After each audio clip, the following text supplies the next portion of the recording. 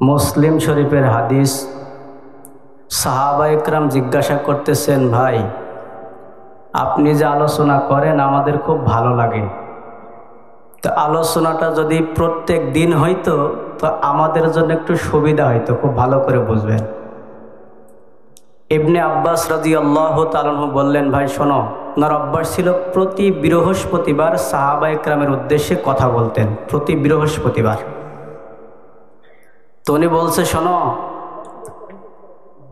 আল্লাহর রসুল যেই কাজ করেছে আমিও ঠিক সেই কাজটাই করব। আল্লাহর রসুল কি কাজ করতেন? কয় আল্লাহর রসুল এমনভাবে আলোচনা করতেন যাতে মানুষেরা বিরক্তির ভাব প্রকাশ না করে, এইভাবে এই দিকে লক্ষ্য করে রসুল আরবি সাল্লাল্লাহু আলাইহি সাল্লাম কথা বলতেন। আমি ইবনে আব্বাসও চাই যাতে আমার আলোচনায় কোনো ব্যক্তি বিরক্ত না হয়ে যায়।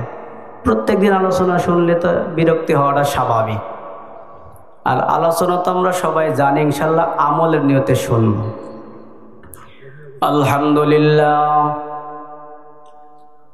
আলহামদুলিল্লাহিল্লাযী জাআলাশ শামসা ওয়াল কমারা বিহুসবান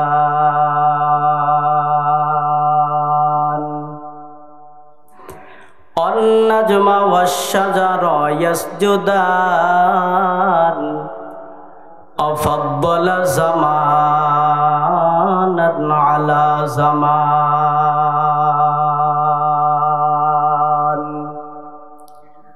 كما فضل مكانا على مكان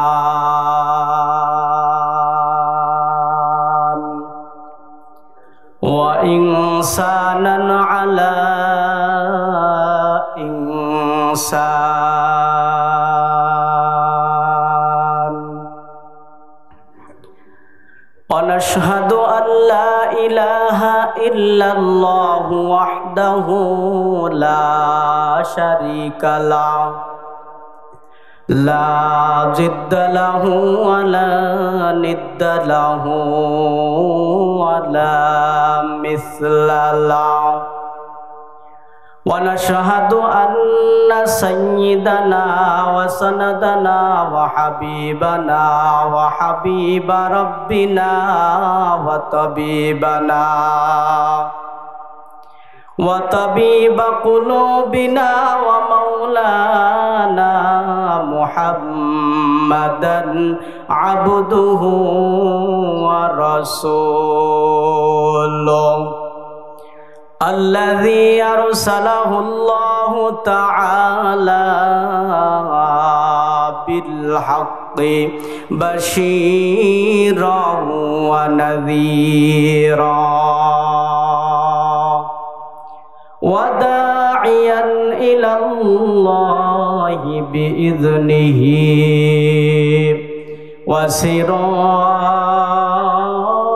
وسراجا منيرا فقد قال الله تعالى في كلامه المجيد والفرقانه الحميد জবান খুলে আমার সঙ্গে উচ্চারণ করে পড়ুন। আউযু বিল্লাহি মিনাশ শাইতানির রাজীম বিসমিল্লাহির রাহমানির রাহিম والله جعل لكم من أنفسكم أزواجا وجعل لكم من أزواجكم بنين وحفدة ورزقكم من الطيبات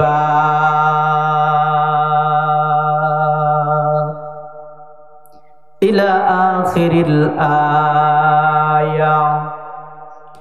عن عمرو بن شعيب عن أبيه عن جده رضي الله تعالى عنه قال قال رسول الله صلى الله عليه وسلم مروا أولادكم بالصلاة وهم أبناء 7 سنين واضربوهم عليها وهم أبناء 10 سنين وفرقوا بينهم في المضاجع أو كما قال النبي عليه الصلاة والسلام. صدق الله مولانا العظيم وصدق رسوله النبي الكريم ونحن على ذلك من الشاهدين والشاكرين والذاكرين والحمد لله رب العالمين. وقال تعالى في شان حبيبه إن الله وملائكته يصلون على النبي يا أيها الذين آمنوا صلوا عليه وسلموا تسليما. درود إبراهيم পাঠ করে اللهم صل على محمد وعلى آل محمد كما صليت على إبراهيم وعلى آل إبراهيم إنك حميد مجيد. اللهم بارك على محمد وعلى آل محمد كما باركت على إبراهيم وعلى آل إبراهيم إنك حميد مجيد. بذكر شهر تبيني در خروشاست علی دانا دری معنا کے گوشاست نہ بلبل بر بلش تسبیح خانیست کہ ہر خارب تسبیحش زبانیست ذکر حق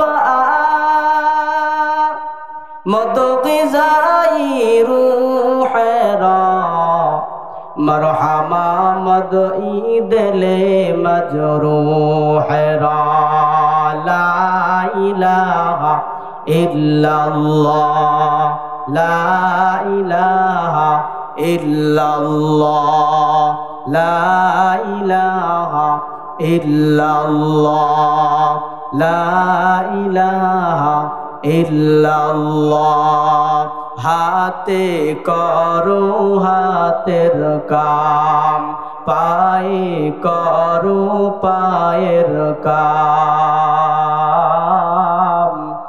জবানে সদা স্মরণ করো আল্লাহ পাকের জাতি নাম লা ইলাহা ইল্লাল্লাহ লা ইলাহা ইল্লাল্লাহ লা ইলাহা ইল্লাল্লাহ লা ইলাহা ইল্লাল্লাহ আলা ইয়া সাকিনাল কসরিল মুআল্লা ستدفن عن قريب في التراب له ملك ينادي كل يوم رضا للموت أبن للخراب قليل العمر রিনা ফি দার দুনিয়া অমরজি'না ইলা বাইতিত তুরাবি লা ইলাহা ইল্লাল্লাহ লা ইলাহা ইল্লাল্লাহ লা ইলাহা ইল্লাল্লাহ লা ইলাহা ইল্লাল্লাহ মুহাম্মাদুর রাসূলুল্লাহ।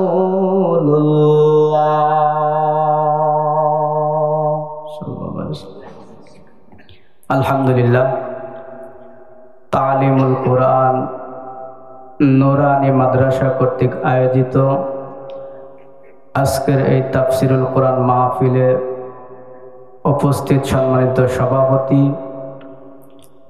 হযরত উলামায়ে কেরাম, সামনে উপবিষ্ট দূর দূরান্ত থেকে আগত আল্লাহ পাকের আশিকিন জাকিরিন শাকিরিন মুহিব্বিন মুরব্বিয়ানে আওয়াম, শুকরিয়া আদায় করতেছি রব্বে কারিমের দরবারে যে রব আমাদেরকে ভালোবেসে মহাব্বত করে দীর্ঘ রাত পর্যন্ত এখানে বসার সুযোগ করে দিয়েছেন।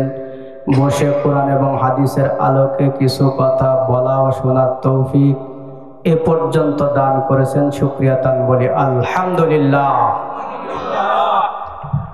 লক্ষ কোটি দরুদ ও সালাম বিশ্ব মানবতার কান্ডারি সাইয়্যিদুল মুরসালিন ইমামুল মুরসালিন রহমাতুল লিল আলামিন সাইয়্যিদুস সাকালাইন খাতামুন নবিয়্যিন শফিউল মুজনিবিন আকায়ে নামদার মদিনা হক্কা তাজদার ফখরে মওজুদাত সাকি কাউসার জনাবে মুহাম্মাদুর রাসূলুল্লাহ সাল্লাল্লাহু আলাইহি ওয়া আলিহি ওয়া সাল্লামের উপর সর্বোপরি শুকর যে আল্লাহ তাআলা এখনো আমাদের সুস্থতার সাথে নেক হায়াত দিয়ে পর্যন্ত বসার সুযোগ করে দিয়েছেন। এই মাহফিলের দাওয়াত অনেকের কানেই পৌঁছেছিল, কিন্তু সকলে এখানে আসার সুযোগ পায়নি, সুযোগ হয়নি। কবি বলেন ইসাআদাত বাজোরে বাজোরে নিজ তানায়ে বখশাত খোদায়ে বখশেন্দা। যদি কোনো ব্যক্তি নিজ বাহুবলে নেক কাজ করতে পারত তাহলে এই জায়গার অবস্থান এরকম থাকার কথা ছিল না, লোকে লোকারণ্য হয়ে যাইতো। আপনি খেয়াল করে দেখবেন, তো আসার সময় দেখলাম বাজারে যেই পরিমাণ লোকের ভিড়, এখানে মনে হয় 1 ভাগ থেকে 2 ভাগ হইতে পারে বা 1.5 ভাগ, তারও কমই হবে মনে হয়, যে অবস্থান বাজারের ভিতরে। মাহফিল এটা হেদায়েতের উদ্দেশ্যেই মূলত দেওয়া হয়, তবে হেদায়েত নাই। প্রতিদিন এত মাহফিল, এর পরেও হিসাব করে দেখবেন সমাজ থেকে কিন্তু সুদখোরের সংখ্যা কমতেছে না আরো বাড়তেছে, ঘুষখোরের সংখ্যা কমে না আরো বাড়ে, চোরের সংখ্যা কমে না আরো বাড়তেছে। কারণ কি? ওয়াজটা এত হচ্ছে, আপনি মনে করেন যে সব সময় একজন ব্যক্তি রাস্তা দিয়ে চলতেছে, তারও একটা পকেটের ভিতরে মোবাইল আছে, ওখানে ওয়াজ বাজতেছে, মাঠে কাজ করতেছে, সেখানেও একটা মোবাইল বাজতেছে। ওয়াজ তো হয়ে যাচ্ছে, কিন্তু পরিবর্তন তো নেই। খুঁজে খুঁজে 2টা কারণ পেয়েছি যে আসলে তো পরিবর্তন নেই। কারণ কি? এত ওয়াজ মাহফিল। তার 1 নম্বর কারণ, এই কোরআনের বরকত থেকে এই মাহফিলের মূলত যেই বরকতগুলো আল্লাহ তাআলা নাজিল করেন, অনেক সময় বরকত আমার মনে হয় নাজিল হয় না। বলে কেন? এইখানে বসে দরকার কি? আল্লাহ তাআলা বলেন ওয়াইজা কুরিয়াল কুরআন ফাসতামিউ লাহু ওয়া আনসিতু লাআল্লাকুম তুরহামুন। রহমত প্রাপ্ত যদি হতে চাও, আল্লাহ পাকের রহমত যদি নিতে চাও, পেতে চাও, এসেছো তো শুধু আসলে হবে না। 1 নম্বর দেখবেন মাহফিলের ময়দানে বসেও ওই বাহিরের থেকে যে বাদাম কিনে আনছে, বাদাম বসে বসে মাহফিলের ময়দানে একটু শুনতেছে, একটু খাচ্ছে। আল্লাহ তাআলা মানুষের অন্তর দিয়েছে মাত্র একটা, ও হয় খাওয়ার কাজে লাগবে আর না হলে বয়ানের কাজে লাগবে। খাওয়ার কাজেও লাগবে, বয়ানের কাজেও লাগবে, কোনোদিন সম্ভব নয়। তো বসে বসে বাদাম চাওয়ায় হুজুর যা বলে শুনতেছে, মোটামুটি বাদামই সব চলে গেছে, হেদায়েত শেষ। 2 নম্বর, ওয়াজ শুনতে এসেছে, কতকে দেখবেন যে যারা মাহফিল শুনতে আসে উদ্দেশ্যটা কেমন, পাশে দাঁড়ায় থাকবেন, দেখি হুজুর তো উঠলো, তো কোন ধরনের হুজুর একটু দেখা দরকার। এবার দাঁড়িয়ে আছেন উনি, নাম ঘোষণা হয়ে হুজুর বসছেন। যদি দেখে যে একটু মোটামুটি চলে, কণ্ঠটণ্ঠ আছে মোটামুটি, তাহলে একটু বসার চেষ্টা করবে, না হলে ওখান থেকে বেশি সুবিধাজনক না, ওখান থেকে হাওয়া এ পর্যন্ত আর আসবে নাকি? কথা ঠিক না? বাস্তব কথা। কিন্তু তো হেদায়েত আসবে কিভাবে? তার মানে ওয়াজ শুনতে আসেনি, আওয়াজ শুনতে এসেছে। ওই আওয়াজ শুনতেছে, আওয়াজই শুনতেছে, ওই যে মোবাইল বাজতেছে, শুধু আওয়াজই হচ্ছে, কান পর্যন্ত আওয়াজ পৌঁছাচ্ছে, ওয়াজ পৌঁছাচ্ছে না। এই জন্য সমাজ থেকে এই সমস্ত জিনিস দূর হতে চাই না। সম্মানিত হাজিরিন, কষ্ট দিতে চাই না। দীর্ঘক্ষণ আপনারা বসে আছেন, আপনাদেরকে মাগরিবের পর থেকে এই পর্যন্ত আলোচনা করে হযরত উলামা ইকরাম শুনিয়েছেন।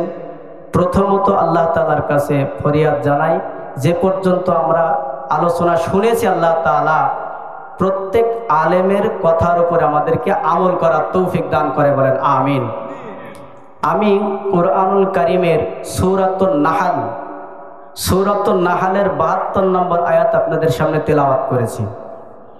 আবু দাউদ শরীফের একটা হাদিস, বিশ্বনবী, মহানবী, শেষ নবী, হায়াতুন নবী জনাবে মুহাম্মদুর রাসূলুল্লাহ সাল্লাল্লাহু আলাইহি ওয়াসাল্লামের মুখ মিশ্রিত অসংখ্য হাদিসের বাণী থেকে একটা হাদিস আবু দাউদ শরীফ থেকে আপনাদের সামনে তেলাওয়াত করেছি। তৌফিক কামনা করে আল্লাহ তাআলার কাছে দোয়া চাই আপনাদের কাছে, আল্লাহ পাকের রহমত যদি শামিল হাল হয়, আজকের তেলাওয়াতকৃত আয়াত এবং পঠিত হাদিসের উপরে কিছু আলোকপাত করার চেষ্টা করব। আমা তৌফিকি ইল্লা বিল্লাহ। তবে আগে একটু শুনতে চাই, ততক্ষণ পর্যন্ত আবার ধৈর্য কুলাবে তো? এমনি কিন্তু শীতের সময় বুঝতেছি, রোজও টের তো পান না, গদির ওপর বসে তো ভালোই লাগে, এখানে বসে আছে টের তো পান না, পাই। অবস্থান একই অবস্থান, বক্তা একটু দেখা যায় না, এজন্য একটু উপরে দিয়েছেন যাতে মোটামুটি মুখটা দেখে একটু আলোচনা শোনা যায়। না হলে আমারও উচিত ছিল ওই জায়গায় বসা, ওই জায়গায় বসলে তো আপনি দেখতে পাবেন না, এই জন্য এই জায়গায় বসানো, বেশি পার্থক্য নেই।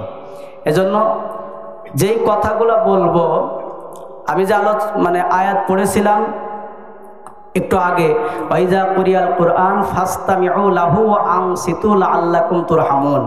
আল্লাহ তাআলা বলেন, যখন কুরআনুল কারীম তিলাওয়াত করা হয়, যখন কুরআনুল কারীম তিলাওয়াত করা হবে, তখন শুনবা, শুধু শুনলে হবে না, ফাসতামিউ, দিলের কান দিয়ে কবুল করার নিয়তে উদ্দেশ্যে কথাগুলা শুনতে হবে। ও আনসিতু, এবং চুপ থাকতে হবে, খুব চুপ থাকতে হবে, তাহলে পরে ওই কথাগুলা দিলের ভিতরে বসবে এবং ওইটা আমল করতে একটু ভালো লাগবে। তো যাই হোক, শুরুতেই বলে নিই, যতটুকু আলোচনা করব, দীর্ঘ রাত না, যতটুকু আলোচনা করব, আল্লাহ তাআলা এই কথাগুলাকে দিলের কান দিয়ে শোনার তৌফিক দান করে, বলেন আমিন। আল্লাহ তাআলা সূরাতুন নাহালের 72 নম্বর আয়াতের ভিতরে বলেন, আল্লাহু জাআলা লাকুম মিন আনফুসিকুম আজওয়াজা। খুব খেয়াল রাখবেন, স্টেজে উঠতে গেলেই আগেই বলে যে হুজুর, আমার সন্তান আমার কথা শুনতে চায় না, খুব বিপদের ভিতরে আছি, খুব বিপদের ভিতরে আছি, খেত মতো দূরের কথা, কথাই শুনতে চায় না। ও যদি বলে ডান দিকে যাই, হইল বাম দিকে। সম্মানিত হাজিরিন, খুব ভালো করে দিলের কান দিয়ে শুনবেন। পর্দার আড়ালে অবস্থানরত যে সমস্ত মা বোনেরা আছেন, আপনারা আসেন ওয়াজ শোনার জন্য, কিন্তু গল্প করে করেই বাড়িতে চলে যান, ওয়াজ আর শোনা হয় না। আপনারা খেয়াল করে দেখবেন, এখন বর্তমান যে পরিস্থিতি, মাহফিলে পুরুষ যতটুকু আসে, আমার মনে হয় 3 গুণ বেশি মহিলা আসে। এত মহিলা আসে, তো পর্দার কোনো হুকুমই তো তাদের ভিতরে যায়নি, শুধু আসে বাস, কান শুকর এখান থেকে চলে যায়। আলোচনাটা দিলের কান দিয়ে শোনার চেষ্টা করবেন, এটা আপনাদের জন্য খুব বেশি উপকারী, আর আপনারা যারা সামনে বসে আছেন, আপনাদের জন্য ইনশাআল্লাহ আশা করি উপকার হবে। আল্লাহ তাআলা বলেন, আল্লাহু জাআলা লাকুম মিন আনফুসিকুম আজওয়াজা। আল্লাহ তাআলা তোমাদের স্ত্রীদেরকে তোমাদের থেকেই সৃষ্টি করেছেন। ওয়া জাআলা লাকুম মিন আজওয়াজিকুম বানিনা ওয়া হাফাদা, এবং তোমাদের স্ত্রীদের থেকে আল্লাহ তাআলা সন্তান এবং নাতি পুতি যা আছে আর কি, এদেরকে সৃষ্টি করে থাকেন। তার মানে একটা সমাজ বলেন, একটা পরিবার বলেন, একটা পরিবারের কার্যক্রম মূলত শুরু হয়েছে স্বামী আর স্ত্রীর দ্বারা। এখান থেকে বংশ বিস্তার হতে থাকবে। ছেলে, এরপরে উনি দাদা হবেন, এরপরে নানা হবেন ইত্যাদি, নাতি দাদা যাই হোক না কেন এটা আস্তে আস্তে হবে। তবে সূচনা হইল একজন নারী একজন পুরুষ, এদের মাধ্যমে মূলত একটা পরিবারের সূচনা শুরু হইল। যদি প্রথমেই শুরুতেই সূচনায় যদি ভালো হয়, যদি ওই সন্তানটাকে মা বাবা আদর্শ সন্তান হিসাবে গড়ে তুলতে পারে, দিনী শিক্ষায় শিক্ষিত যদি করতে পারে, তাহলে আশা করা যায় ওর থেকে যত প্রজন্ম আসবে সবাই ইনশাল্লাহ ভালোর পথে থাকার চেষ্টা করবে। তাহলে মূল হইল এই প্রথম যেই মা বাবা, এরা হইল মূল। আর এর ভিতরে সবচেয়ে বেশি মূল হইল মা। এর জন্য ভালো সমাজ গড়ার জন্য, একটা পরিবার ভালো করার জন্য আগে একজন ভালো মায়ের প্রয়োজন। তাহলে কি দেখে আপনি মা চয়েস করবেন? যুবক ভাইদের তো চিন্তা, ওদের তো রঙিন চশমা চোখে, একটু ধলা দেখলেই মনে হয় এইটাই ভালো, আর লাগে না, কালো তো দরকার নেই। রাসূল আরবি সাল্লাল্লাহু আলাইহি সাল্লাম বলেন কিভাবে নির্বাচন করবা, যেটা ভালো না কালো না ভালো, কিভাবে কি দেখে? রাসূল আরবি সাল্লাল্লাহু আলাইহি সাল্লাম হাদিসের ভিতরে বলেন, আমার নিজের বানানো কথা নাই, উলামা ইকরাম আছেন, তুনকাহুল মারআতু লি আরবাঈন।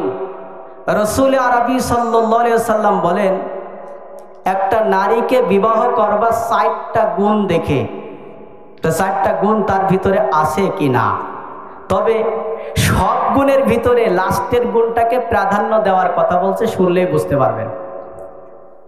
قال رسول الله صلى الله عليه وسلم تنكح المرأة لأربع لجمالها ولحسبها ولمالها ولدينها ফাজফার বিজাতিদ্দিন তারিবাত ইয়াদাক। রাসূল আরবি সাল্লাল্লাহু আলাইহি ওয়াসাল্লাম বলেন, ও আমার উম্মতেরা শোনো, নারী যখন তুমি বিবাহ করার নিয়ত করবা, তখন 4টা জিনিস দেখে তুমি তোমার স্ত্রীকে চয়েস করবা। কারণ মা যদি ভালো না হয়, সন্তান ভালো হওয়ার আশা করা যায় না। কি কি জিনিস দেখে পছন্দ করবা? রাসূল আরবি সাল্লাল্লাহু আলাইহি ওয়াসাল্লাম বলেন, প্রথমেই লি জামালিহা, সৌন্দর্যতা দেখে। সৌন্দর্যতা দেখতে হবে না তা নয়, সৌন্দর্যতাও দেখতে হবে। কারণ এইটার দ্বারা আমার উদ্দেশ্য হইল, আমার পাশ দিয়ে যখন আমার এরকম স্ত্রী একজন মহিলা হেঁটে যাবে, সে যদি আমার স্ত্রীর তুলনায় একটু ভালো হয়, এখন তো ভালো না হলেও খেয়াল করে, আর যদি ভালো না হয় তাহলে তো ডবল খেয়াল করবে যে আমার বাড়িতে আর কি একটা কালো ভূত রেখে দিয়েছি, এই তো বেশি সৌন্দর্য। এই জন্য রাসূল আরবি সাল্লাল্লাহু আলাইহি ওয়াসাল্লাম লি জামালিহা, সুন্দর একটা নারী যদি তুমি পেতে চাও, একটা সুন্দর চেহারাওয়ালা দেখে তুমি বিবাহ করো। চেহারা মানে তাহলে কালো গুলাকে তাহলে বাদ না, না সবগুলাই আল্লাহ তাআলা বলেন লাকাদ খালাকনাল ইনসানা ফি আহসানি তাকওয়িম। এই দুনিয়ার ভিতরে আল্লাহ তাআলা কম বেশি 18,000-এর মতো মাখলুকাত তৈরি করেছেন। এর ভিতরে আল্লাহ তাআলা সূরাতুত তিনের ভিতরে বলতেছেন লাকাদ খালাকনাল ইনসানা ফি আহসানি তাকওয়িম। মানুষকে আল্লাহ তাআলা সবচেয়ে সৌন্দর্য করে দুনিয়ার ভিতরে পাঠিয়েছে, বলেন সুবহানাল্লাহ। তাহলে আল্লাহ তাআলা যাকে যেই চেহারা দিয়ে তৈরি করেছেন, সে সেই চেহারা অনুযায়ী হলো সৌন্দর্য। এই জন্য দেখবেন অনেক সময় ছেলে একটু ভালো হলে মেয়েটা কালো হলো কোনো সমস্যা নয়, কারণ ওর জন্য ওই চেহারাটাই আল্লাহ তাআলা পারফেক্ট করে দিয়েছেন, ঠিক করে রেখেছেন আল্লাহ তাআলা। সেই সময় দেখলেই তার কাছে পছন্দনীয় মনে হয়। সুতরাং 1 নম্বর লি জামালিহা, সৌন্দর্যতা দেখে বিবাহ করতে হবে। 2 নম্বরে আলি হাসাবিহা, বংশ পরম্পরা, বংশটা কেমন এইটাও দেখে বিবাহ করতে হবে, কারণ তৎকালীন সময়ের সিস্টেম একটু আলাদা ছিল, আলোচনা লম্বা করা যাবে না। লিজামালিহা আলি হাসাবিহা, 1 নম্বরে সৌন্দর্যতা, 2 নম্বরে বংশ মর্যাদাটা কেমন এই দিকে খেয়াল করা, 3 নম্বর হইল আলি মালিহা, ধন সম্পদ এটাও দরকার আছে। তবে ধন সম্পদটা দেখার আগে আমার খেয়াল রাখতে হবে আমি কোন জিনিসটাকে চয়েস করতেছি। 4 নম্বরে রাসূল আরবি সাল্লাল্লাহু আলাইহি সাল্লাম বলেন ওয়ালি দীনিহা, দিনদারিত্ব কেমন ওইটা দেখে একটা মেয়ে তোমাকে চয়েস করতে হবে। যদি সৌন্দর্যতা থাকে, বংশ মর্যাদাও যদি ভালো হয়, আর মাল সম্পদ যদি ভালো থাকে, সাথে যদি দিনদারিত্ব থাকে, তাহলে তো সোনাই সোহাগা, কোনো সমস্যা নেই, দিনদারিত্বটা আগে লাগবে।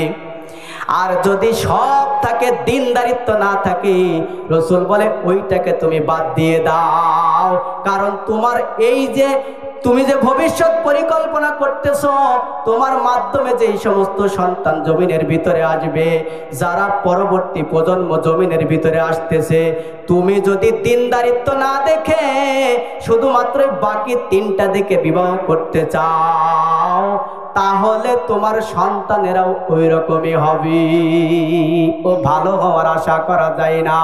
সুতরাং যখনই করতে বিবাহ করার নিয়ত করবে কোন ব্যক্তি, তার জন্য এই 4টা জিনিস, তবে রাসূল আরবি সাল্লাল্লাহু আলাইহি সাল্লাম বলেন ফাজফার বিজাতিদ্দিন, দিনটাকে আগে প্রাধান্য দিতে হবে। আমরা তো সব দেখি, কিন্তু দিনদারিত্বটা দেখি না। ও কোন জায়গায় গিয়েছিল, কোথায় গিয়েছে, কোনো হিসাব নাই, চামড়াটা দেখা যায় একটু ভালো, বাস কোন জায়গায় কোন পার্কে ঘুরেছে না ঘুরেছে জানলে ওর কাছে তেমন সমস্যা মনে হয় না। ওই সন্তানও আশা করা যায় ঠিক সেমনই হবে যেমন আপনি মনে করতেছেন। সম্মানিত হাজিরিন, তো আল্লাহ তাআলা বলেন তোমাদের স্ত্রীদেরকে তোমাদের থেকে সৃষ্টি করা হয়েছে, এবং তার থেকে তোমাদের সন্তান নাতিপুতি যারা জমিনের ভিতরে আসবে তাদেরকে তাদের থেকে সৃষ্টি করা হয়েছে। তো যাই হোক, বলতেছিলাম ভালো একটা মা আগে চয়েস করতে হবে, করার পরে যখন সন্তান দুনিয়ার ভিতরে জন্মগ্রহণ করবে, মা বাবার অনেকগুলা দায়িত্ব আছে সন্তানের ব্যাপারে, অনেকগুলা দায়িত্ব। তার 1 নম্বরে যে দায়িত্ব মা বাবা পালন করবে, যদি আপনি দায়িত্ব পালন করতে পারেন, তাহলে আশা করা যায় আপনার সন্তানও আপনার ব্যাপারে দায়িত্ব পালন করবে। আর আপনি যদি দায়িত্ব না পালন করেন, সন্তানও দায়িত্ব পালন করবে না। রাসূল আরবি সাল্লাল্লাহু আলাইহি সাল্লাম একটা শিশু ভূমিষ্ঠ হওয়ার পর থেকে বিবাহ দেবেন, তারপরেও কিভাবে বিবাহ, বিশেষ করে বিবাহ দেওয়ার আগ পর্যন্ত কিভাবে তাকে লালন পালন করতে হবে সব কিছু হাদিসের ভিতরে। 1 নম্বর মা বাবার দায়িত্ব, তার ডান কানে আজান আর বাম কানে ইকামত দেওয়া। বলেন তো আমরা যারা এখানে বসে আছি সবই তো সন্তানের বাবা, মেয়ে হোক ছেলে হোক, এই কাজটা, এই দায়িত্বটা কতজন পালন করেছি? আর বর্তমানে সিস্টেম তো সম্পূর্ণ আলাদা, ইহুদি খ্রিস্টানদের এজেন্ট কাজ করতেছে, কয় যে এমন সিস্টেম করে রাখছে সিজান হাসপাতালে না নিয়ে যাওয়া পর্যন্ত বাচ্চাই হবে না, সিস্টেম এরকম করে রাখছেন। কারণ কি, হাকিকত বুঝতে হবে এর কারণ কি। কারণ যদিও ইহুদি খ্রিস্টান তারা অকালাতিল ইয়াহুদু লাইসাতিন নাসারা আলা শাই, অকালাতিন নাসারা লাইসাতিল ইয়াহুদু আলা শাই, ইহুদিরা বলে ওরা তো কোনো ভিত্তির উপরে নেই, নাসারা আবার বলে তো আবার কোন ভিত্তির উপরে আছে, মানে কেউ কারো দাম দেয় না। তবে যখন মুসলমানের বিরুদ্ধে লেগে যায় ইহুদি এবং খ্রিস্টানেরা, রাসূল বলেন আল কুফরু মিল্লাতুন ওয়াহিদা, তখন সব এক প্ল্যাটফর্মের ভিতরে এসে মুসলমানকে কিভাবে নিধন করা যায় এই পরিকল্পনা যখন করে, তখন আর আলাদা থাকে না, সবাই একসাথে মিলে পরিকল্পনা করে যে কিভাবে এই মুসলমানদেরকে দুনিয়ার থেকে সরানো যায়, ইসলামকে কিভাবে মিটিয়ে দেওয়া যায়। তার খেয়াল করে দেখছে এই সন্তান যখন আসে তখন প্রথমেই দেখা যায় ডান কানে আজান আর বাম কানে ইকামত দিতে থাকে, মানে ওর অন্তরের ভিতরে ইমানের বীজ প্রথমেই বপন হয়ে গেল, ইমানের বীজটা প্রথমেই বপন। আল্লাহ যে বড়, রসুল যে তার মানে প্রেরিত একজন বান্দা এবং রসুল, রসুলের রিসালাত আর আল্লাহ তাআলার বড়ত্ব তার অন্তরের ভিতরে একেবারে শুরু থেকে গেঁথে গেল, ওই সন্তান কোনোদিন নাস্তিক মুরতাদ হওয়ার সম্ভাবনা নেই। ওই সন্তান কোনোদিন ইসলামের বিরুদ্ধে কথা বলবে না, যদি এইভাবে আমি লালন পালন করতে পারি। ওরা দেখছে যে ও তাইলে তো ঘাবলা তো এই জায়গায়, সমস্যা তো এইখানে, তাহলে এখন কি করা যায়, এমন সিস্টেম তৈরি করছে। আর আমাদের তো অবস্থাও এরকম, আগেই চিন্তা, সিজারেরই আগে চিন্তা।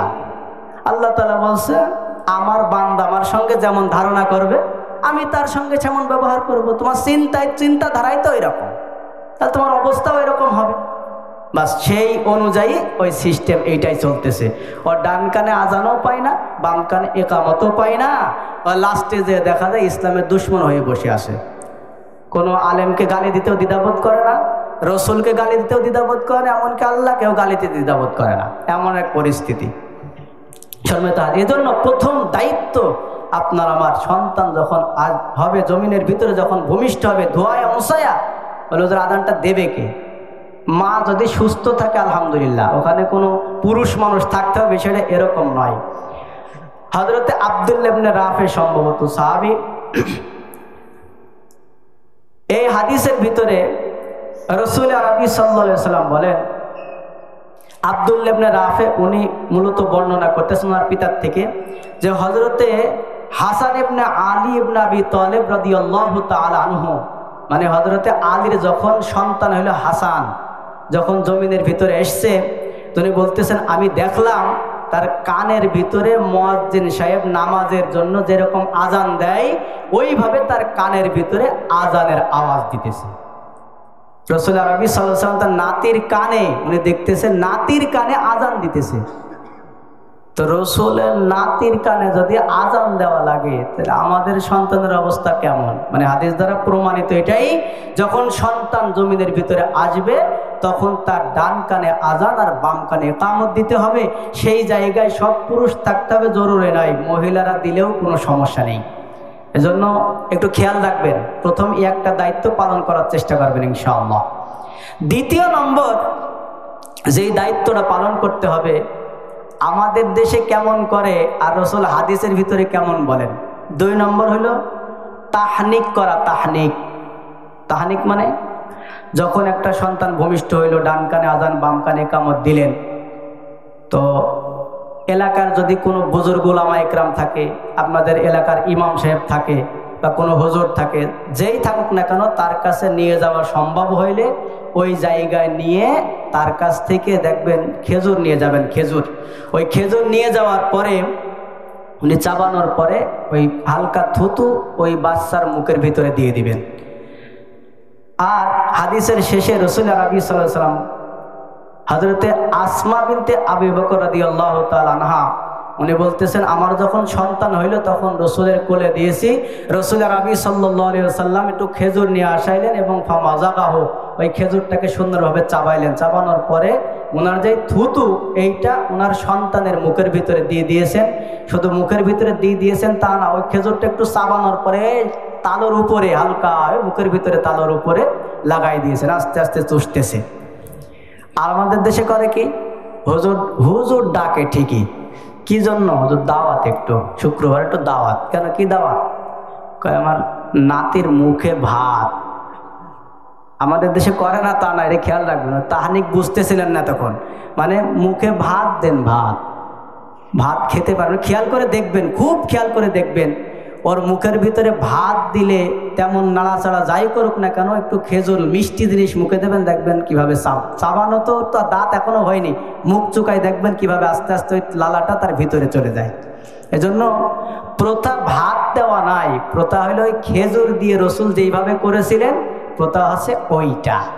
এটা আপনার আমার ইমানি দায়িত্ব। সন্তান যখন জমিনের ভিতরে ভূমিষ্ঠ হইল তখন প্রথম দায়িত্ব আজান আর ইকামত দিয়ে দিয়েছি। এরপরে দ্বিতীয় নম্বর দায়িত্ব তাহনিক করানো। যাকে দিয়ে পারেন বুজুর্গ উলামা ইকরাম, তাকে দিয়ে তাহনিক করাবেন, খেজুর চাবায় দেখবেন মুখের ভিতরে দিবে। তাইলে একটা আমল নিয়ে যান, একটা আমল। তাইলে আজকের এই আলোচনা সার্থক। বাড়িতে যে এলান করবেন, যদি আত্মীয় স্বজন থাকে তাদেরকেও জানাবেন যে মুখে যদি ভাত দেওয়ার কথা বলে কয় মুখে ভাত টাত না, ওকে কোনো একটা হুজুরের কাছে নিয়ে যে মুখে খেজুর দিতে হবে, একটা প্রথা বন্ধ করে দেন বাস। তাইলে আজকের আলোচনা আশা করা যায় আমরা সফলতার দিকে পৌঁছাইতে পারবো ইনশাআল্লাহ। তো আসমা বিনতে আবু বকর রাদিয়াল্লাহু তাআলা আনহু থেকে মূলত এই হাদিসটা এসেছে। উনি ওনার সন্তানকে রসুলের কোলে বসায় দিয়েছেন, রসুল আরবি সাল্লাল্লাহু আলাইহি ওয়াসাল্লাম ওই খেজুর চাবায়ে এরপরে মুখের ভিতরে দিয়েছেন। আসমা বিনতে আবু বকর রাদিয়াল্লাহু তাআলা বলেন, আমার সন্তানকে যখন কোলের ভিতরে বসাই দিলাম, আল্লাহর রসুল খেজুর চাবায়া যখন মুখের ভিতরে দিয়েছেন, আর উনি বলতেছেন আমার সন্তান তখন দুগ্ধ পান করে নাই, দুধও খায় নাই, মায়ের দুগ্ধ পান করে নাই। সর্বপ্রথম আমার সন্তানের পেটের ভিতরে রাসূল আরবি সাল্লাল্লাহু আলাইহি সাল্লামের মুখের থুতু আমার বাচ্চার পেটের ভিতরে গিয়েছিল। সুতরাং যখন সন্তান জমিনের ভিতরে জন্মগ্রহণ করবে, আমি মা বাবা হিসাবে আমার প্রথম দায়িত্ব তার ডান কানে আযান আর বাম কানে ইকামত।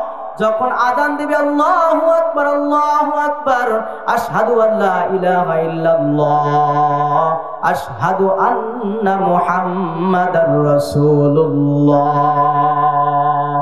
আল্লাহ সবচেয়ে বড়, এটা তার প্রথমেই তার অন্তরের ভিতরে গেঁথে গেল। রসুলের রিসালাতের কথাটাও তার অন্তরের ভিতরে গেঁথে গেল, অর্থাৎ ইমানের বীজ তার অন্তরের ভিতরে বপন হয়ে গেল। এই বাচ্চার কোনোদিন নাস্তিক মুরতাদ হওয়ার সম্ভাবনা থাকবে না। দ্বিতীয় নম্বরে যখন তাহনিক করাইলাম, কোনো মুখে ভাত দেওয়ার মাধ্যমে নাই, খেজুর ইত্যাদি দেওয়ার মাধ্যমে যখন তাহনিক করাইলাম, একজন আল্লাহওয়ালা ব্যক্তির লালা তার মুখের ভিতরে চলে গেল। আশা করা যায় ওই ব্যক্তির ভিতরে যেই গুণ, ওই গুণগুলা ওই বাচ্চার ভিতরে আসার সম্ভাবনা আছে। এই জন্য সঙ্গে সঙ্গে আমার এই দায়িত্বগুলো পালন করতে হবে। যদি আমার দায়িত্ব পালন করতে পারি, সন্তানও আমার দায়িত্ব পালন করবে। 3 নম্বরে মা বাবা কি দায়িত্ব পালন করবে তার সন্তানের ব্যাপারে? যখন নাকি সন্তানের বয়স 7 দিন পৌঁছায় গেল, 7 দিন পর্যন্ত হয়ে গেল, তখন তার একটা সুন্দর নাম রাখতে হবে। মাথার ভিতরে যে চুলগুলা থাকবে এই চুলগুলা মুন্ডন করতে হবে। মাথার ভিতরে যে চুলগুলা আছে, রাসূল আরবি সাল্লাল্লাহু আলাইহি সাল্লাম হযরতে ফাতেমা রাদিয়াল্লাহু তাআলা আনহার যখন বাচ্চা হয়েছিল, হযরতে হাসান রাদিয়াল্লাহু তাআলা আনহু, আমরা প্রথমে শুনেছি তার ডান কানের ভিতরে আযান দেওয়া হয়েছে। দ্বিতীয়ত আল্লাহর রাসূল তাকে বলতেছেন, ও ফাতেমা ইহলিকি রাসাক, তুমি তোমার সন্তানের যে মাথার চুলগুলো আছে 7 দিনের দিন বলতেছেন, ওই দিন বলতেছেন তোমার ওই সন্তানের মাথার চুলগুলো তুমি মুন্ডন করো। ওই আব্বা চুলগুলো মুন্ডন করার পরে আমি কি করব? এটা স্বর্ণকারের দোকানে নিয়ে যাও। স্বর্ণকারের দোকানে নিয়ে যাওয়ার পর এই যেই চুলগুলা তুমি কেটেছো ওই চুলগুলাকে দিবা এক পাল্লার ভিতরে, আর রূপা ইত্যাদি দিবা আরেক পাল্লার ভিতরে দিয়ে একটু ওজন করে দেখবা। চুল ওই সময় খুব কম থাকে, চুলের ওজনও কম। ওই ওজন করার পরে চুলের যেই ওজন পর্যন্ত পৌঁছায়, যেই মূল্য আসে, রূপার যেই মূল্য আসে, ওই মূল্যটা একটু সদকা করে দিবা। 7 দিন যখন হইল, তখন চুলটাকে মুন্ডন করার পরে নিয়ে যাবেন একটা স্বর্ণকারের দোকানে। ভাই এটা মাপ দেন তো দেখি, এক পাল্লা একটু রূপা রাখলেন, আর এক পাল্লার ভিতরে চুলগুলা রাখলেন, দেখবেন কতটুকু ওজন হচ্ছে। ওজন পরিমাণ, ওই রূপার ওজন পরিমাণ, রূপা হোক বা ওই পরিমাণ মূল্য হোক, এটা সদকা করে দেওয়া। এটা হইল 3 নম্বরের দায়িত্ব মা বাবার। সম্মানিত হাজিরিন, কথাগুলো শুনতে মোটামুটি যাই হোক, আমলে আনার দরকার। যদিও এতদিন পর্যন্ত যা করেছি, সামনের থেকে যদি আমার দরকার, আমার নিজের দরকার, আমার সন্তানকে সুন্দর একটা সমাজ যদি গঠন করতে হয়, তাহলে এইভাবে আমার দায়িত্ব পালন করা দরকার। এজন্য আমলের নিয়তে শুনতে হবে, যাতে এই কথাগুলোর উপরে ভবিষ্যতে আমি আমল করতে পারি। তো যাই হোক, 7 দিন যখন হইল, চুলকে সুন্দর করে মুন্ডন করে ওই পরিমাণ টাকা বা রূপা আল্লাহর রাস্তায় সদকা করে দিলেন, এতে বাচ্চাও হেফাজতে থাকবে ইনশাআল্লাহ। 5 নম্বরে যে দায়িত্ব মা বাবা পালন করবে, এই সন্তানের বলছিলাম সুন্দর একটা নাম রাখতে হবে, সুন্দর একটা নাম।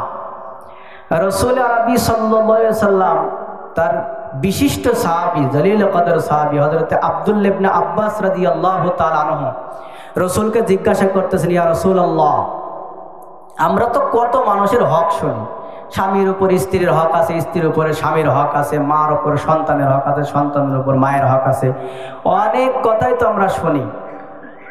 তো আপনার কাছে আরেকটু জানতে চাই ইয়া রাসূলুল্লাহ, দায়িত্ব তো পালন করতেছি, আরো সামনে দায়িত্ব পালন করব, তো মা বাবার ব্যাপারে, সন্তানের ব্যাপারে মা বাবার আর কি কর্তব্য আছে? অনেক হকই তো শুনেছি, আর কোনো কি হক আছে? তো রাসূল আরবি সাল্লাল্লাহু আলাইহি সাল্লাম বলেন, ফালইউহসিন ইসমা, তোমার ওই সন্তানের একটা সুন্দর নাম রেখে দিতে হবে। আমাদের যে নাম মনে করেন এখন আবার ডিজিটাল সিস্টেম হয়েছে, ডিজিটাল সিস্টেম, নাম রাখবে ডিজিটাল সিস্টেমের নাম, মানে যেই সমস্ত নামগুলো মূল পছন্দনীয় আল্লাহ তাআলার কাছে, এই সমস্ত নামগুলো এখন আর রাখতেছে না, আনকমন নাম রাখবে। কি নাম রাখে? একজন নাম রেখেছে তুকাজ্জিবান, মেয়ের নাম রেখে দিয়েছে তুকাজ্জিবান। এবার তুকাজ্জিবান নাম রেখেছেন কারণ কি? কই সূরা রহমান পড়েননি হুজুর? ওর ভিতরে কয়েকবার আল্লাহ তাআলা বলছেন ফাবি আইয়ি আলা রাব্বিকুমা তুকাজ্জিবান, এই জন্য নাম রেখে দিয়েছে তুকাজ্জিবান। অর্থের দিক কিন্তু কোনো খেয়াল নাই, নাম কোরআনের ভিতরে আছে তাই রেখে দিয়েছে তুকাজ্জিবান। আমার ছোট খালার একটা ছেলে হয়েছে, ছেলে হওয়ার পরে 2-3 দিন পরে ফোন দিয়ে শুনে একটা বাচ্চা হয়েছে। তো আমার কয় যে ভালো একটা নাম রেখে দিয়েছে। কি নাম রেখেছ? ওই মাসাদ। মাসাদ মানে এবার কেরাম নাম, এ কোথার থেকে রেখেছ? আমরা একটু আলেম আল্লাহ তাআলা করেছেন, তারা মাঝে মাঝে জিজ্ঞাসা করে অনেক কিছু, তো মাসাদ নাম রেখে দিয়েছে। তো মাসাদ নামটা রেখে দিয়েছে কারণ কি?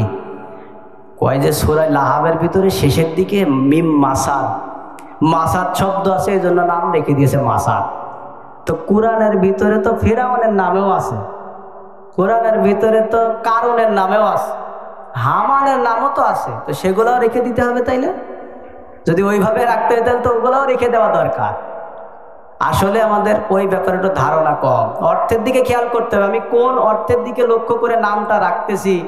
তুকাজ্জিবান শব্দের অর্থই জানে না, মাসাদের অর্থই জানে না, নাম রেখে দিয়েছে একটা, বাস রাখার দরকার, রেখে দিয়েছে, কোরআনের ভিতরে আছে। তো রাসূল আরবি সাল্লাল্লাহু আলাইহি সাল্লাম বলেন, হযরত আব্দুল্লাহ ইবনে আব্বাস জিজ্ঞাসা করার পর উত্তর দিতেছেন, তোমার যখন সন্তান দুনিয়ার ভিতরে জন্মগ্রহণ করবে, ফালইউহসিন ইসমা, ওই সন্তানের সুন্দর একটা অর্থবহ নাম রেখে দিতে হবে। জানতে চাই কোন নাম রেখে দিব? সুন্দর অর্থবহ নাম। কই আল্লাহ তাআলার কাছে সবচেয়ে পছন্দনীয় নাম হলো আব্দুল্লাহ, আল্লাহ তাআলার কাছে সবচেয়ে পছন্দনীয় নাম হলো আব্দুর রহমান। তোমার সন্তান যখন জমিনের ভিতরে আগমন করবে, তখন ওই সন্তানের নাম রাখবা আব্দুল্লাহ, আব্দুর রহমান। কই এই নাম তো এখন আমাদের সমাজ হইলো, এই নাম তো হাজার হাজার রয়ে গিয়েছে, তা আমি কি করব? মদিনার ভিতরে, মক্কার ভিতরে কত মানুষের নাম ছিল মুহাম্মদ, কত মানুষের নাম ছিল আব্দুল্লাহ, তারপরেও যেহেতু আল্লাহ তাআলার কাছে পছন্দনীয় নাম, এই জন্য সাহাবায়ে কেরাম তাদের সন্তানের নাম বেশি বেশি দেখবেন পড়লে আব্দুল্লাহ পাওয়া যায়, সন্তানের নাম বেশি বেশি দেখবেন আব্দুর রহমান পাওয়া যায়। আমরা কোরআনের ভিতরে যাই পাই না কেন, অর্থ সুন্দর অর্থবহ একটা নাম রাখতে হবে। রাসূল আরবি সাল্লাল্লাহু আলাইহি সাল্লাম বলেন, আল্লাহ তাআলার কাছে প্রিয় নাম হলো এই দুইটা বেশি প্রিয়, আব্দুর রহমান আর আব্দুল্লাহ। কয় তোমার এই নামটা পছন্দ হচ্ছে না, যাক বাদ দাও, তাহলে তুমি কোন নাম রাখবা? কয় নবীদের নামের ভিতরে চলে যাও, কোন নাম আছে পছন্দ করে একজন নবীর নামে তোমার সন্তানের নাম রেখে দাও। যদি সন্তান ছেলে হয়, যদি এটাও পছন্দ না হয়, তো সাহাবায়ে কেরামের দেখো কোন কোন নাম, ওই নামের দিকে লক্ষ্য করে তুমি তোমার ছেলে সন্তান হইলে সাহাবায়ে কেরাম যারা আছে তাদের নামের সঙ্গে মিলায়ে তোমার সন্তানের নামটা তুমি রেখে দাও। আর যদি তাও পছন্দ না হয়, তো কিতাবের ভিতরে লেখে তোমার যেই নামটা পছন্দ, শুধু পছন্দ হইলে হবে না, সুন্দর একটা অর্থবহ নাম তোমার সন্তানের জন্য তুমি রেখে দাও। যদি সন্তান মেয়ে হয় তাহলে কি নাম রাখবো? কয় মহিলা সাহাবিয়া যারা আছে তাদের নামে নামকরণের মেয়ের সন্তান তার নাম রেখে দাও। যদি তাও না হয় তাহলে সুন্দর অর্থবহ একটা নাম রেখে দাও, যেই নামের অর্থগুলা ভালো। কারণ রাসূল আরবি সাল্লাল্লাহু আলাইহি সাল্লামের কাছে যখন কোনো মানুষ আসতেন আগেই তার নাম জিজ্ঞাসা করতেন। একদিন একজন লোক এসেছে রাসূলের কাছে, জিজ্ঞাসা করতেছে তোমার নাম কি? কয় হাজান। হাজানুন পেরেশানি, শক্ত অর্থ হলো পেরেশানি হওয়া, শক্ত হওয়া। রাসূল আরবি সাল্লাল্লাহু আলাইহি সাল্লাম বলেন না না, তুমি যে নামটা রেখেছো এই নামের আলাদা তাসির আছে। তোমার নামটা হাজন না রেখে তোমার নামটা সাহল রেখে দাও, সহজ সরল রেখে দাও। কয় হুজুর আমার আব্বা মা খুব শখ করে নামটা রেখে দিয়েছে, নামটা আমি পরিবর্তন করব না। পরবর্তীতে দেখা গিয়েছে ওই ব্যক্তির সংসার থেকে চিন্তার পেরেশানি কোনোদিন দূর হতে চাই না, কারণ নাম এর ভিতরে আলাদা একটা তাসির রয়ে গিয়েছে। এই জন্য গুরুত্ব দিতে হবে। আমাদের সন্তান হইল লালটু, সল্টু আর বল্টু, এই সমস্ত নাম আমরা রাখবো না। যখন সন্তান জমিনের ভিতরে ভূমিষ্ঠ হবে, রাসূল আরবি সাল্লাল্লাহু আলাইহি সাল্লাম বলেন মা বাবার হক হইল সন্তানের ব্যাপারে ফালইউহসিন ইসমা, তার জন্য একটা সুন্দর নাম রাখবে। যদি এই সমস্ত দায়িত্বগুলা আমি সন্তানের ব্যাপারে পালন করতে পারি, আশা করা যায় ওই সন্তানও আমার দায়িত্ব পালন করবে। পরবর্তীতে আমাকে আমার আর চোখের পানি ফেলান লাগবে না, আমার আর কান্নাকাটি করা লাগবে না। সুতরাং 1 নম্বর পেয়েছি ডান কানে আজান, বাম কানে ইকামত দিতে হবে। 2 নম্বরে তাহনিক করাইতে হবে, খেজুর ইত্যাদি নিয়ে একজন হুজুরের কাছে যাবেন, একটু মুখের লালা একটু ভিতরে দিয়ে দেন। 3 নম্বরে পেয়েছি মাথাটা মুন্ডন করতে হবে, সেই পরিমাণ টাকা বা যাই হোক সদকা করে দিতে হবে। 4 নম্বরে পেয়েছি তার একটা সুন্দর একটা অর্থবহ নাম রাখতে হবে, সুন্দর অর্থবহ নাম। এরপরে মা বাবার দায়িত্ব হলো 7ম দিনে আকিকা দেওয়া। আকিকা এমন অবস্থান সমাজের 16-17 হাজার টাকা খরচ করে জন্মদিন পালন করে। জন্মদিন কত টাকাতে খরচ করে? একটা শাড়ির দাম, একজন বলে একটা শাড়ির দামই 17,000 টাকা, মেয়ের জন্মদিন পালন করবে, এজন্য একটা সুন্দর শাড়ি নিয়ে দাম হইল 16,000 টাকা। অথচ আকিকাত দেওয়ার কোনো খবর নেই। 16,000 টাকা খরচ করে একটা ছাগল কিনে আকিকা দেবে মেয়ের জন্য, একটু বিপদ আপদ থেকে বাঁচুক, সেই চিন্তা নেই। উনি কবে জন্ম নিয়েছে সে জন্মদিন পালন করা নিয়ে ব্যস্ত। অথচ এগুলো রসুলও নিজের জন্মদিন মনে পালন করেন। আমরা মুসলমানেরা শুধু ইহুদি খ্রিস্টান নাসারারা যেইভাবে চলতেছে আমরা মুসলমান সেইভাবে চলতেছি। আমাদের রং আর ঢং হইল রসুলের না, রং আর ঢং হইল ইহুদি আর খ্রিস্টান বিধর্মী যারা, তাদের সঙ্গে। সন্তান হয়েছে, 7-8 বছর বয়স হয়ে গিয়েছে, এখন মুসলমানে দিতে হবে, বাস। কি অনুষ্ঠান, ধুমধাম অনুষ্ঠান চলতেছে, অথচ আকিকার কোনো খবর নেই। কি অবস্থা! ইমাম সাহেবের নামাজই ভুল হয়ে যায়। সম্মানিত হাজিরিন, সেদিকে না, সন্তান জন্ম নিয়েছে তার 7 দিনে আকিকা দেওয়া। হাদিসের ভিতরে এসছে যদি 7 দিনে না পারো তো 14 দিনে দাও, তাও যদি না হয় 21, কমপক্ষে 21 দিনের পরে আর দিও না। 21 দিন পর্যন্ত সময়, এরপরে ওটা একেবারে নফল হয়ে যায়। সম্মানিত হাজিরের জন্য ছেলে হলে 2টা আর মেয়ে হলে 1টা। অত টাকা খরচ করে অনুষ্ঠান করতেছেন, অথচ আপনার খবর নেই যে আমার একটা সুন্নাত, রসুলের যে সুন্নাত, এই সুন্নাত বাদ পড়ে যাচ্ছে। রসুলের রঙে রঙিন হওয়ার কোনো হিসাব নেই। হিসাব হইল ইহুদি খ্রিস্টানরা কি করতেছে সেই দিকে। তাহলে এই দায়িত্বটা খুব গুরুত্ব।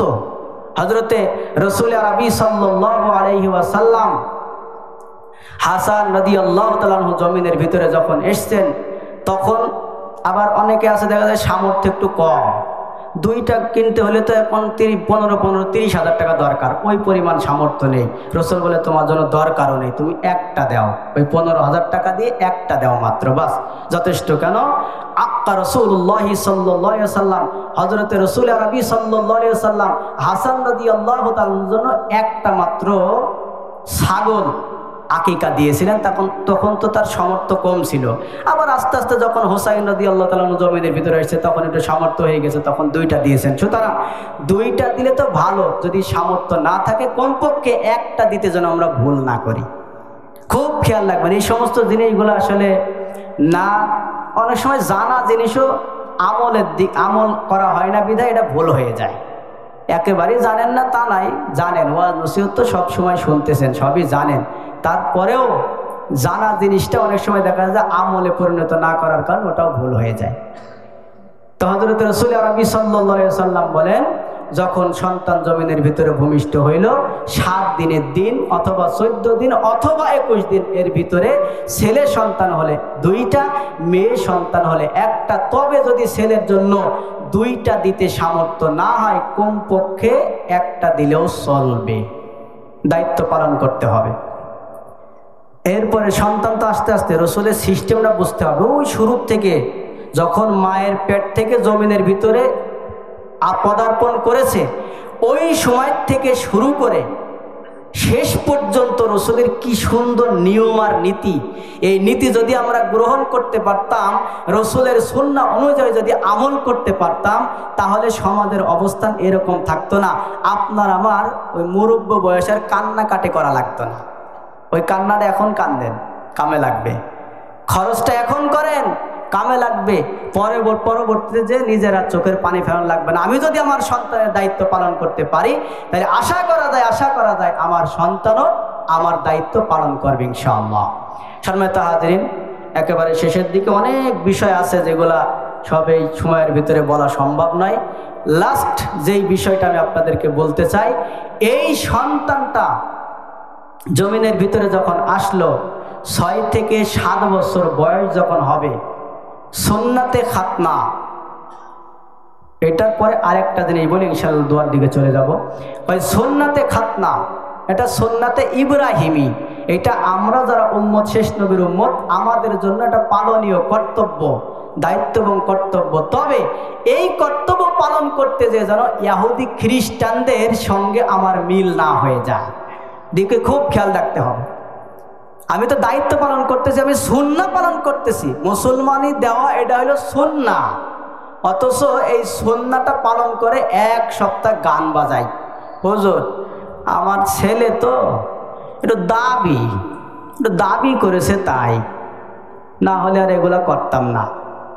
তুমি দাবি পালন করতেছো, তো রাসূলও তো তোমার উপরে দাবি করে গিয়েছেন যে সন্তান যখন বড় হবে তো নামাজের তাগিদ দিবা, আকিকা দিবা, সেইগুলো তো পালন করার কোনো খবর নেই।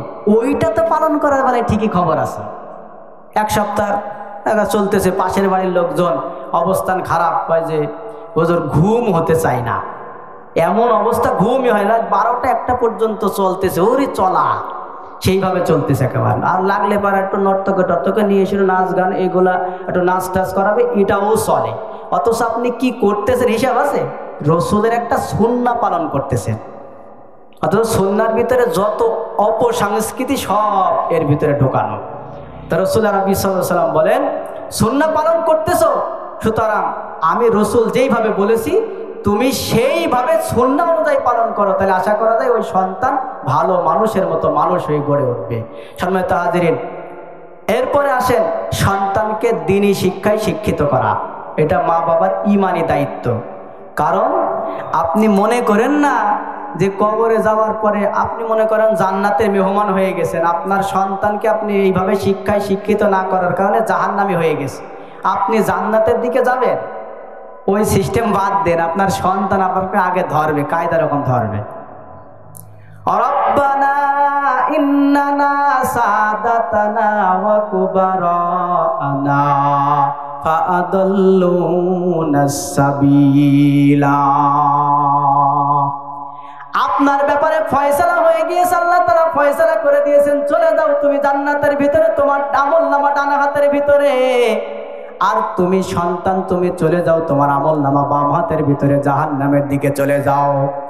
ওই সন্তান তখন দৌড়ে যে বাবাকে ধরবে, আল্লাহর কাছে ফরিয়াদ করবে, আল্লাহ আমার বাবার আমি যেইটাই বলেছিলাম আমার কথাটাকে রক্ষা করার জন্য, দুনিয়ার ভিতরে কোনটা গুনাহ কোনটা ভালো আর কোনটা মন্দ এরকম কোনো তুমি ছিল না, ভালো আর খারাপ কোনটা আমাকে মানুষ করতে যে আমি যেই রকম বলেছি আমার বাবা আমার কথাটা সেই রকমই শুনেছিল, তবে আমার বাবা আমাকে কোনোদিন ইসলামী শিক্ষায় শিক্ষিত করার চেষ্টা করে নাই। আজকে আমার বাবা যদি যদি আমাকে দ্বীনি শিক্ষায় শিক্ষিত করত, তাহলে আমি আজকে জাহান্নামের ভিতরে যেতাম না।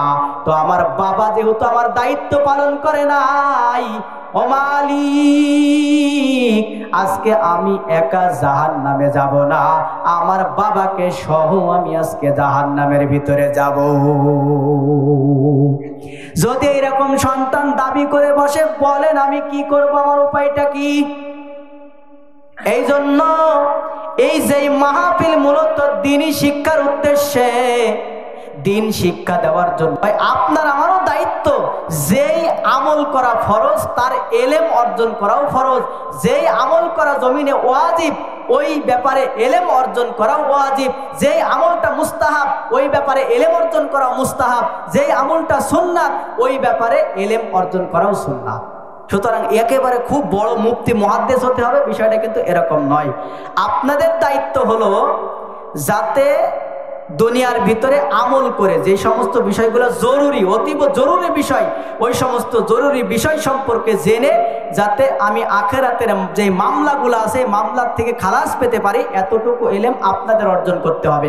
সাথে সাথে আপনাদের যারা সন্তান আসবে, ছেলে সন্তান হোক মেয়ে সন্তান হোক, তাদেরও প্রাথমিক শিক্ষাটা কোরআন দিতে হবে।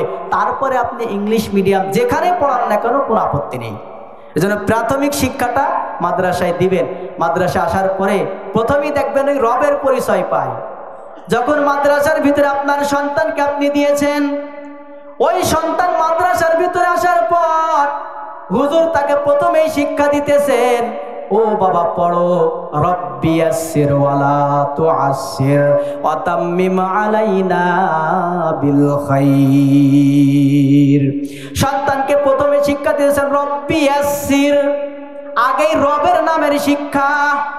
এই রবের নামের শিক্ষা তখন তার অন্তরের ভিতরে বপন হয়ে গেল, ওই সন্তানটা আশা করা যায় ভবিষ্যতে ভালো একজন মানুষ হয়ে, মানুষের মতো মানুষ হয়ে গড়ে উঠবে। এজন্য আপনি যেখানে আপনার সন্তানকে দেন কোনো বাধা নাই, তবে প্রথম শিক্ষাটা যেন দ্বীনি শিক্ষা হয়। এই জন্যই মূলত প্রাথমিক শিক্ষা দেয়, এই কোরআন দেওয়ার জন্যই মূলত এই মাদ্রাসার প্রতিষ্ঠা।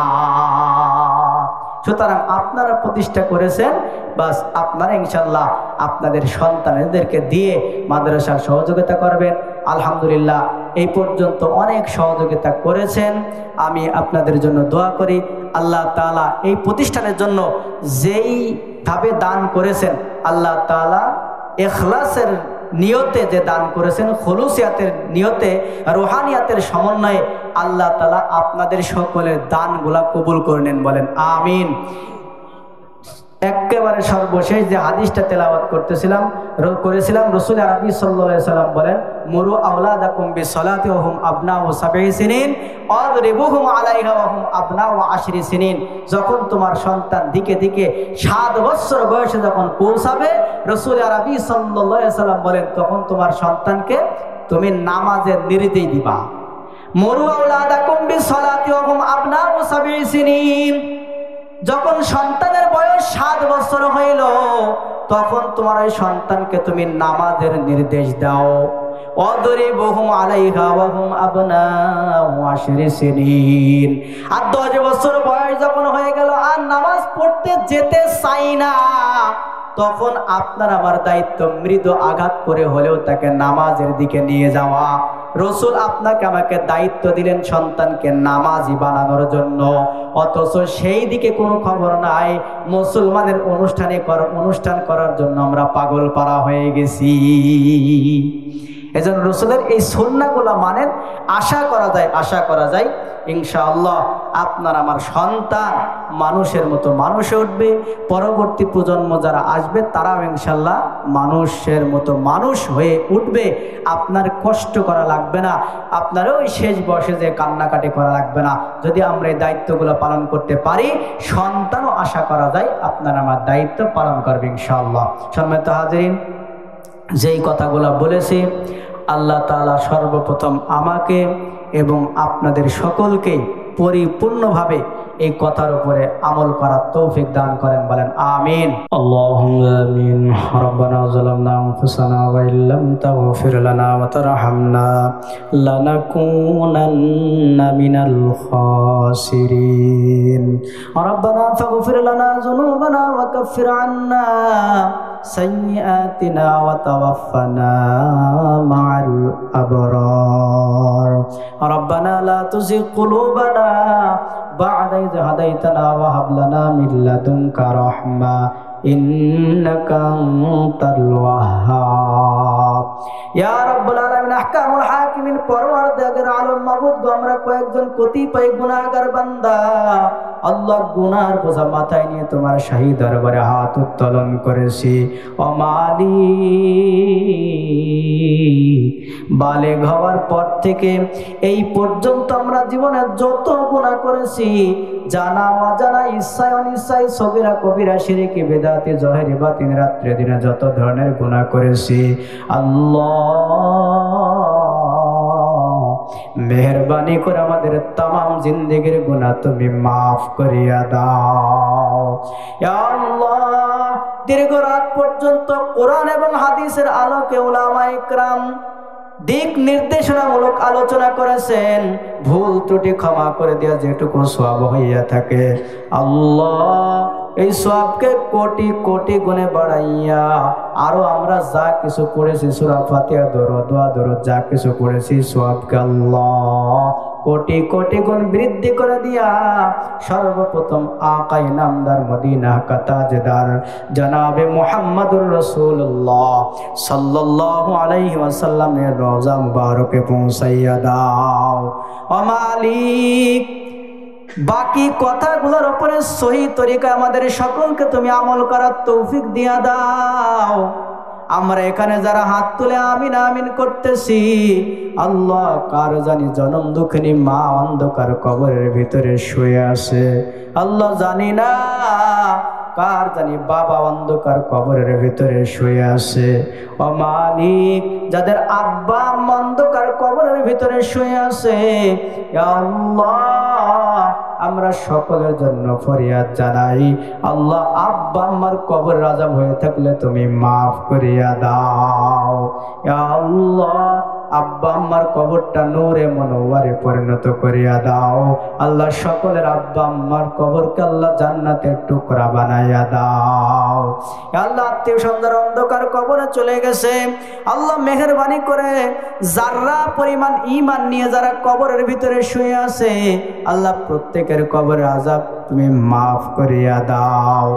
আল্লাহ যে উদ্দেশ্যে আমরা এখানে বসেছি আমরা সকলেই জানি, তোমার রসুলের ঘর মাদ্রাসা তৈরি করার জন্য যে উদ্যোগ নিয়েছে, আল্লাহ আসমান এবং জমিনে সকল বালা মুসিবত থেকে আল্লাহ প্রতিষ্ঠানকে হেফাজত করিয়া নাও।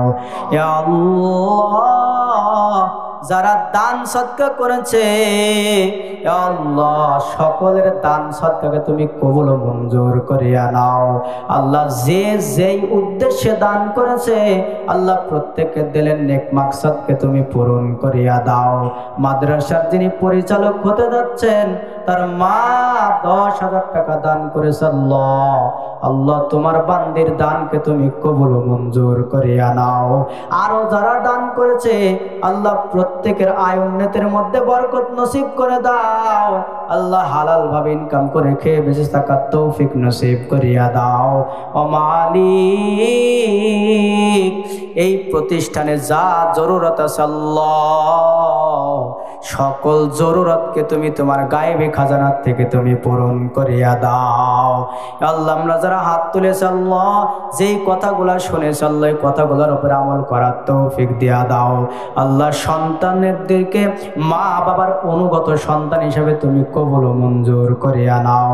আল্লাহ প্রাথমিক শিক্ষাটা যেন আমরা দ্বীনি শিক্ষা দিতে পারি, আল্লাহ সেরকম মন মানসিকতা আমাদেরকে তুমি তৈরি করে দাও। আল্লাহ প্রত্যেকের সংসারের মধ্যে শান্তি বরকত নসিব করিয়া দাও আল্লাহ, অশান্তির থেকে তুমি হেফাজত করিয়া নাও আল্লাহ। এই মজলিসের মধ্যে যার হাত করা পছন্দ হয়ে যায় সেই হাতের ওসিলায় আজকের এই অনুষ্ঠানকে আল্লাহ, এই দোয়াকে অনুষ্ঠান সহ যারা দান ইত্যাদি করেছে আল্লাহ, সবগুলাকে তুমি কবুল ও মঞ্জুর করিয়া নাও আল্লাহ। আমরা যারা হাত তুলেছি এই হাত দিয়ে কত মানুষের জানাজার তাকবীর দিয়েছি, এই হাত দিয়ে কত মানুষের কবরে মাটি দিয়েছি। ভয় লাগতেছে কোন সময় আমাদের মৃত্যুর ঘণ্টাটা বেজে যায় আল্লাহ। হয়তো এমনও হয়ে যেতে পারে এখান থেকে যাওয়ার পর আগামী দিন হয়তো এলান হয়ে যাবে অমুকে আর দুনিয়ার ভিতরে জীবিত নাই, জানি না আমরা সুস্থ সহি সালামতে বাড়িতে যেতে পারবো কিনা।